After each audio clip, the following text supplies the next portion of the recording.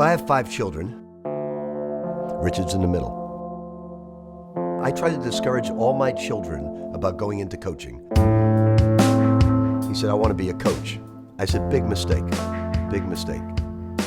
I would be a liar if I said that being his son has not been a huge influence on where I am today. It's opened a lot of doors. I'm not sure I'm the head coach of Minnesota if my last name isn't Pitino. Now, everybody in our family called him Richard, but his wife always called him Rick. Around our house, we would have none of that. There could only be one fool, and that's me. We didn't want to label that with Richard. So it's funny how it turned out, and he did go into coaching. It's a kind of ironic in that way. People always ask me, how similar are you to your dad as a coach? Well, you're looking at one guy who's got like 30 wins, and the other one's got over 600 wins, is one of the greatest coaches of all time. I think it would be like the most egotistical thing in the world to say I'm similar to him. Certainly when I watch some film, yeah, the mannerisms are a little bit of the same. I'm sure there's a lot more similarities than I think there are, but he's 61, I'm 31. I grew up differently than he did, so we've got a lot in common, but a lot different as well.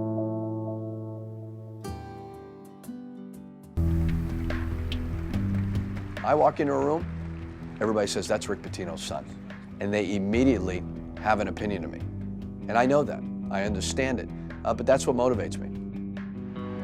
Our coaching styles are really a lot different. I don't think people quite understand it. Offensively, there's not a lot of similarities. I think that what comes down to is, I've worked for him, but I've also worked for Billy Donovan. Richard and I text each other probably 20, 25 times a day. If something will, what do you think, Dad, about this? I'll say, Richard, what do you think about this? Timeout, Minnesota. It's a 30-second timeout. At 8:05, you called a timeout.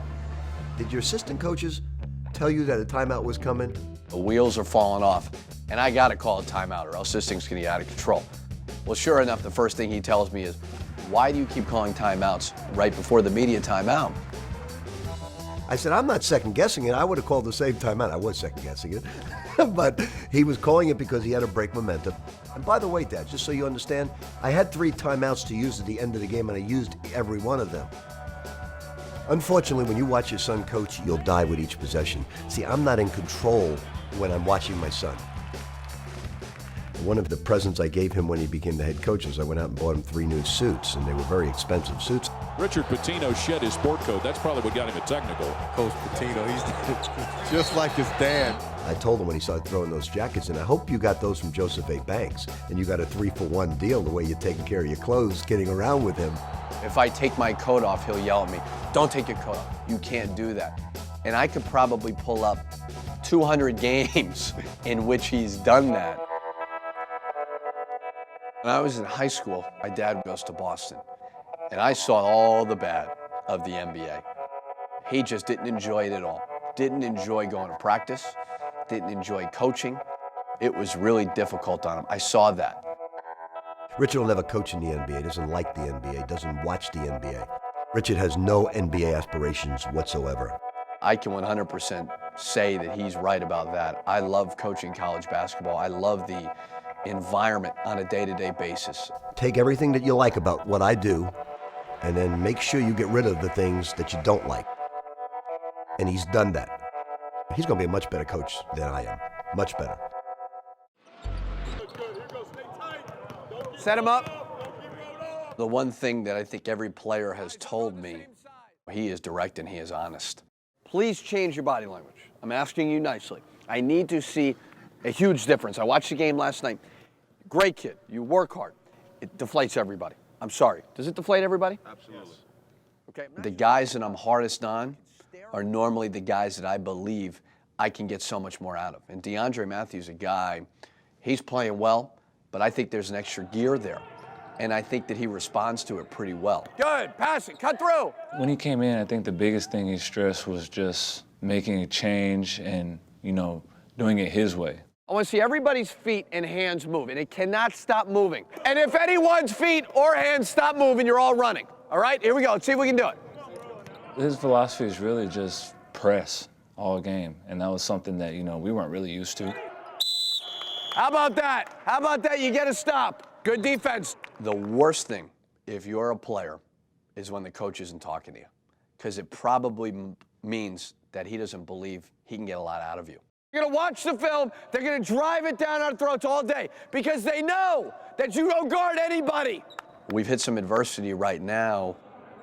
After the film, we watched it at Northwestern. I wanted to talk to these guys, and I wanted them to open up to me. Good. The feeling in that room was fear of not making the tournament, because we had done so many good things. Everybody was pumping us up, and now it's, here we go, Gophers. They're not going to make the tournament. They are blowing it, and I could sense it. You don't seem like you're really responding to me asking you to be a leader, and body language doesn't seem to be changing. You just stare at me with that blank look. Is it complicated? Well, can you get some enthusiasm, please, or no? I'm probably toughest on him, and I know that's because he can handle it. And I just enjoy coaching him on a daily basis because I just think there's some similarities to me and him. I thought the effort was really, really good. We've got to continue to get into this where a guy makes a mistake, right away you pick him up. That got away from us in the Northwestern game, okay? Very good practice, but we've got to get back to playing the way we want to play. All right? Good job. We're about half full here in West Lafayette with the winter storm that rolled through here last night into today. Student section's full, so it's going to be loud in here either way. Andre Hollins, 6'2" junior out of Memphis, will start tonight, and he's missed 2 games, and he's back in the lineup tonight. Andre Hollins at open threes, nothing but net. Here's Pitino, Hammonds to dunk. They beat the press that time. Sterling Carter for the Boilers. They want to run. Pass ahead. Beautiful look to Johnson. Layup good. Ronnie Johnson with 4. Purdue the lead 50-48. Pitching the other way is Matthew in a layup good. DeAndre Matthew with 8, and we're tied 50-50. And coming the other way, the Boilers. Hammonds behind the D and a dunk. 6 points in this game in about 10 seconds. Both teams flying up and down the floor in transition. And the Boilers got it. Lob down low. Hammonds dunked 20 second chance points. And that will be the death of the Gophers tonight if they don't win this game. Inbound to King. Open 3 for the tie. Yeah, he got it. And we're tied 58-58. 7 to shoot into the paint. High floating shot. No. Offensive rebound and a foul on Minnesota. To the line will be A.J. Hammonds. Hammonds, free throw in the air. Hit them both. 60-58. Down 2. If he makes it, Minnesota will need a 3. Johnson toes the line. Free throw up. And no good. Elias in the rebound. Firing ahead to Austin Hollins with 1. He'll pull up from 16. Tie game! We're going to overtime. Johnson into the paint. Layup good. 4-point lead by the Boilers. 64-60. Lob down low, tip, stolen away by the Gophers. And now Matthew got hit in the backcourt by Hammonds, and it'll be 1-on-1 for Matthew. He can tie the game. Free throw, good. He got them both. Tie game, 64 all. Jerome Johnson on the right wing with 6. Back to Ronnie with 5. Working 1-on-1 with Matthew. Pivot, 17-footer, short, and we're going to double overtime.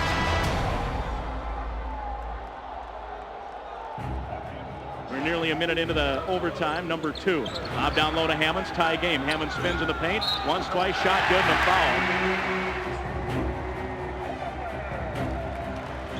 Walker, the layup good, timeout Minnesota. And we're tied 68-68. Inbound from Austin Hollins with 3.4. Here's Malik Smith, 3 from the corner, in and out, putback is off the rim, and we go to triple overtime. Smith into the paint on the dribble drive, got his man in the air, gets back to Matthew, he gets into the paint, leans in, shot, oh, what a shot off the window! On the baseline left to Hammonds, now trying to back down Walker down the ISO him, leans in, got the shot to go. 75-74, Gophers down 1. So Minnesota needs a 3, 77-74. 13 seconds, inbound to Matthew. He brings it into the offensive end. 9 to shoot. Here's Austin Hollins. He'll try the 3 for the tie, short. And there's the horn, and the Gophers lose in triple overtime in the road,